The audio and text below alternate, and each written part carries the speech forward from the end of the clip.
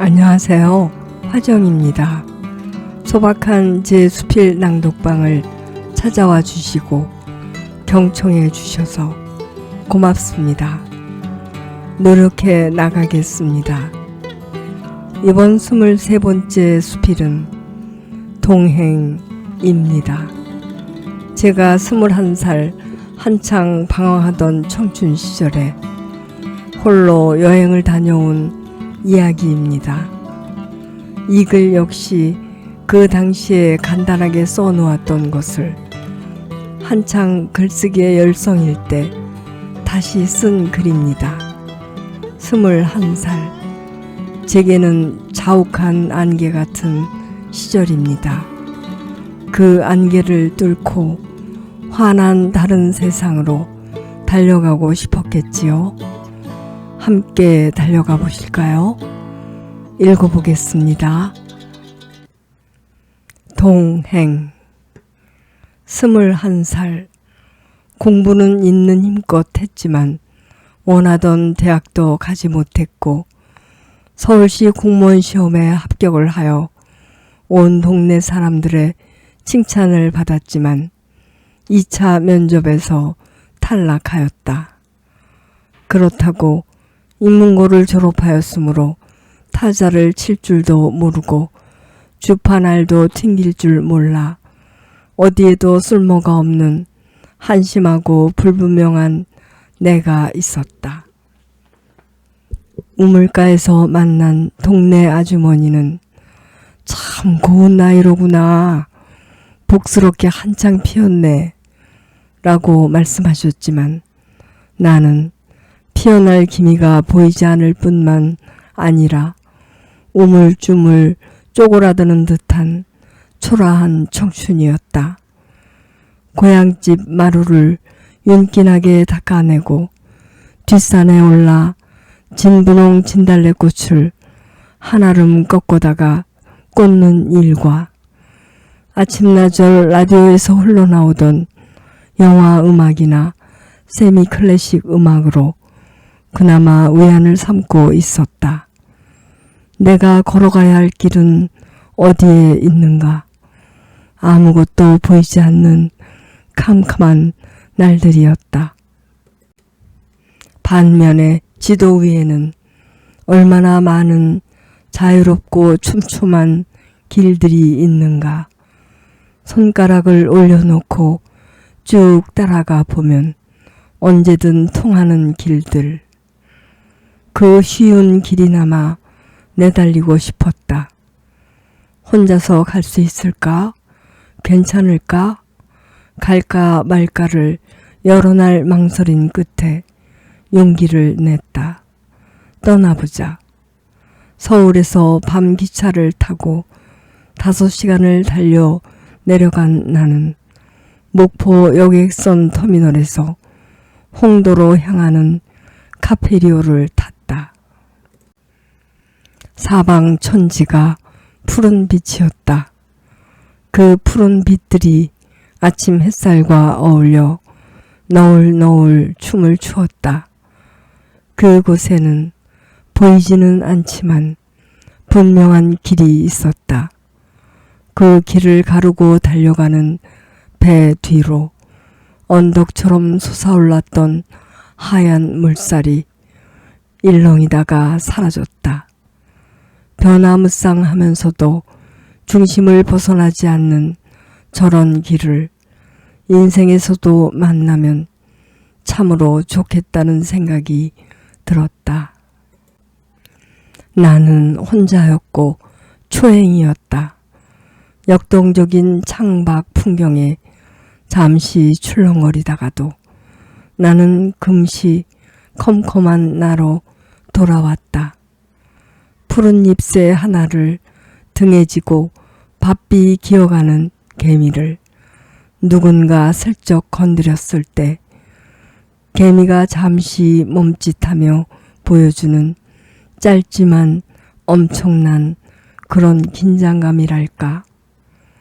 학교 보충 수업이 끝나고 고향집으로 가는 마지막 버스를 놓치는 날이면 어쩔 수 없이 다른 동네 버스를 타야 했고 집까지 30여 분 정도 걸어야 했는데 한 발짝을 내디디면 곧 절벽일 것만 같아 손을 회회 저어 날 진정시키며 걸어야 했던 불빛 하나 보이지 않는 그 시커먼 산길의 두려움 같은 것이 엄청난 무게로 나를 내리눌렀다.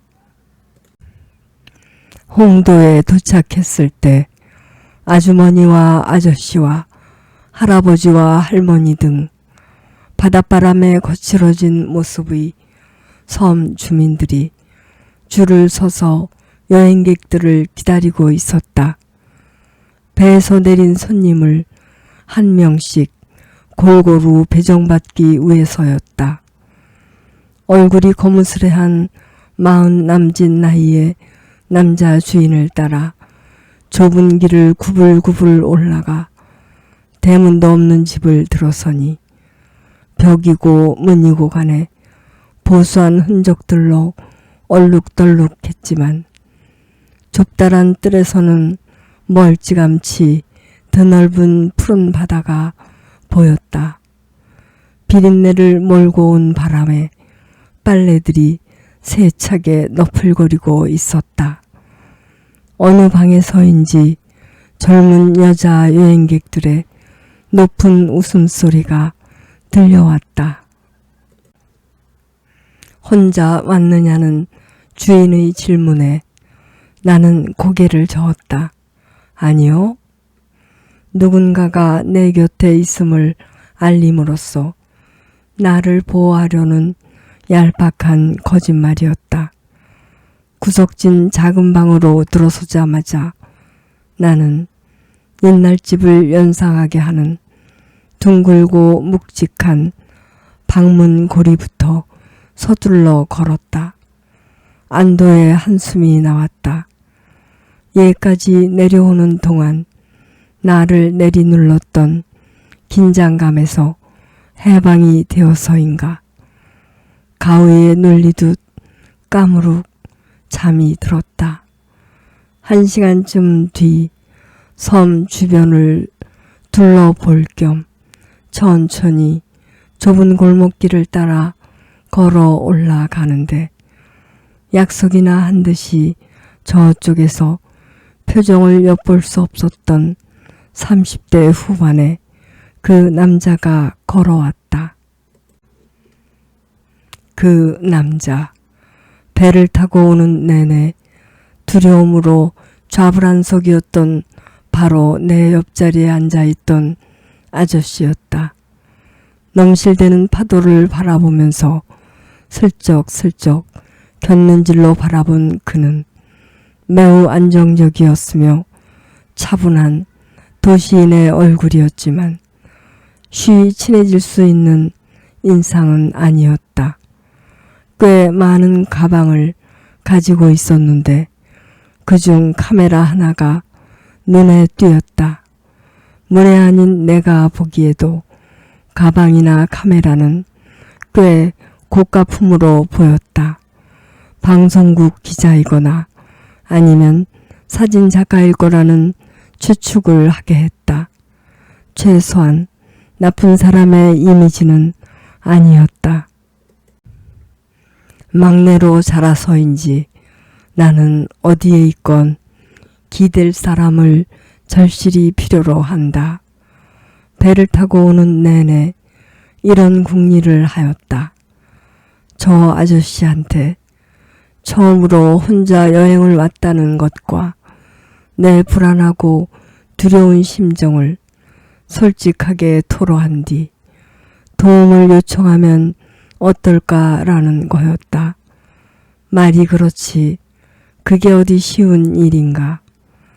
낯선 사람에게 나처럼 말수가 적고 부끄러움을 타는 여자애로서는 불가능한 일이었다.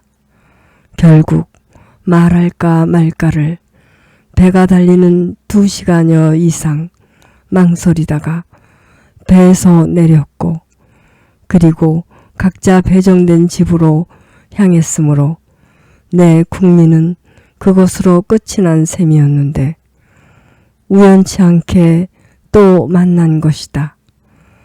다시 없는 기회라는 생각이 들자 집채만한 용기가 솟아났다. 이 섬에 있는 동안 적어도 불안감에서는 해방되어야 했다. 용기를 내어 인사를 건넸다. 배에서 옆자리에 앉았다는 이야기로 구면임을 강조한 뒤 처음으로 혼자 여행을 왔으며 그래서 말할 수 없이 무섭다는 이야기와 이 섬 안에서 동행자가 되어주지 않겠느냐고 나는 과장되어 보일 만큼 최대한 명랑하게 말하려고 노력했다. 내 갑작스러운 얘기에 처음에는 뜨아한 표정이었으나 곧 그는 희미하게 어른스러운 웃음을 지었다. 고개를 끄덕였다. 내 어눌하면서도 순진하고 불안한 표정에서 진심을 읽은 걸까? 아니면 본인의 조카 모습이라도 발견한 것일까? 목포에서 115km, 흑산도에서 서쪽으로 22km 떨어진 홍도는 1구 대반밑 마을과 2구 석기미 마을이 있다. 1구에는 몽돌 해수욕장과 동백 군락지가 있고 2구에는 등대와 자연림이 있다. 홍도는 섬 전체가 천연기념물로 지정된 신비의 섬이다. 홍도라는 이름은 붉은 동백꽃이 섬을 뒤덮고 있어 해질녘 노을에 비친 섬이 붉은 옷을 입은 것 같다 하여 홍의도라고 불리다가 귀암으로 된 이 섬의 바위가 홍갈색을 띠고 있어 홍도라 붙여졌다고 전해진다. 홍도 제1경 남문을 비롯하여 귀암 층리가 발달한 기기묘묘한 바위들이 신비한 섬이다. 유람선을 타고 1시간 정도 33경으로 일컬어지는 홍도의 진면목을 구경하며 섬 주위를 돌았다. 나도 말이 없었으며 사진을 찍느라 바쁜 그도 이야기할 틈이 없었으나 이곳에서 유일한 내 동행인이었다. 유람선이라지만 작은 배는 파도에 넘실거렸다. 배멀미로 얼굴이 일그러진 나를 측은하게 여기는 삼천벌 되는 표정으로 간간히 나를 바라보기도 했다. 나는 이쪽에 그는 저쪽에 앉아 있었지만 한 공간에 있다는 것만으로도 위로가 되는 든든한 동행인이었다. 그 당시 섬에는 음식점이 없었다. 숙소 주인에게 부탁을 하면 가정식 밥상을 차려주었다. 섬 음식은 입에 전혀 맞지 않았다. 쓰고 짜고 바다 내음이 강했고 서너 가지 밑반찬은 빛깔이 거무죽죽했다. 어디에 가건 그곳 특유의 음식 맛 자체를 즐길 줄 알아야 한다고 알고는 있었지만 그 말을 되새기고 되새겼지만 먹을 수가 없었다. 옆방에 나보다 나이가 좀 더 많아 보이는 4명의 충청도 처녀들이 여행을 와 있었다. 쾌활하고 정이 많아 보였는데 저녁을 함께 먹자고 나를 잡아 끌었다. 덕분에 배가 고픈 것은 면했다. 저녁에는 홍도 서쪽 해변인 빠돌 해수욕장에 갔다. 빠돌은 둥글둥글한 몽돌을 가리키는 이 지역 사투리다. 해수욕장이 작기도 했거니와 발 디딜 틈이 없을 정도로 사람들이 많았다. 사람 구경인지 노을 구경인지 구분이 안 될 만큼이었다. 삼각대를 세워놓은 그의 카메라 렌즈 속으로 저녁 노을이 시시각각으로 각인되고 있었다. 가끔은 나에게 손짓을 해서 한번 들여다보라고 말하기도 했다. 어릴 적 대문간 사이로 보았던 노을처럼 나를 두근거리게 했다. 호박돌이라 부르는 몽돌에 매혹된 나는 몽돌을 따라 해변을 수도 없이 서성거렸다. 가져가면 안 된다는 몽돌 하나, 흰 빛깔의 돌에 달 모양의 갈색 무늬가 박힌 슬쩍 주머니에 넣고 가져갈까 말까를 망설이면서 놀이터에서 신나게 놀면서도 엄마를 재차 확인하는 아이처럼 내 눈길은 자주 그 아저씨 쪽을 바라보았다. 불안하던 마음이 편해졌다. 그도 나도 훌륭한 동행자였다. 옆에 있으면서도 없는 듯해서 절대로 서로를 방해하는 일이 없었기 때문이었다. 다음 날 오전 일찍 목포로 가는 배를 타기 위해 선착장에 나갔더니 약속이나 한 듯 그가 서 있었다. 소형 카메라를 가져갔으나 풍경 사진만 찍었을 뿐 누구에게 부탁하기가 싫어서 내 사진을 찍지 못하였는데 내 속내를 알고 있기나 한 듯 그가 말했다. 사진 한 장 찍어줄까?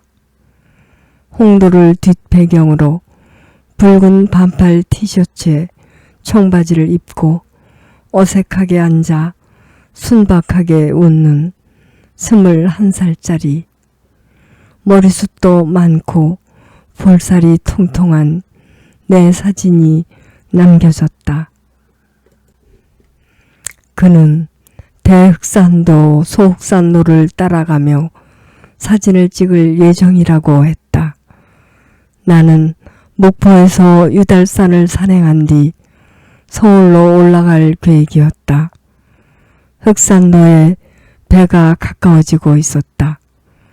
흑산도에 가보지 못했으므로 저 아저씨를 따라 한번 가볼까 하는 생각이 잠깐 스쳐 지나갔지만 저 아저씨가 혹 나쁜 마음이라도 먹으면 어쩌나 걱정이 앞섰으므로 나는 내 길을 가기로 마음먹었다. 어제의 고마움을 진정으로 표현할 수 있는 인사말이 필요하던 차인데 문득 가방 안쪽 주머니에 남겨졌던 초콜릿이 만져졌다. 그에게 내밀었다. 정말 감사했어요. 무뚝뚝하기만 했던 그의 얼굴에 옅은 웃음기가 돌았다. 햇살이 폭포처럼 쏟아져 들어오는 문으로 걸어가던 그가 영화의 한 장면인 양 뒤를 돌아다 보았다.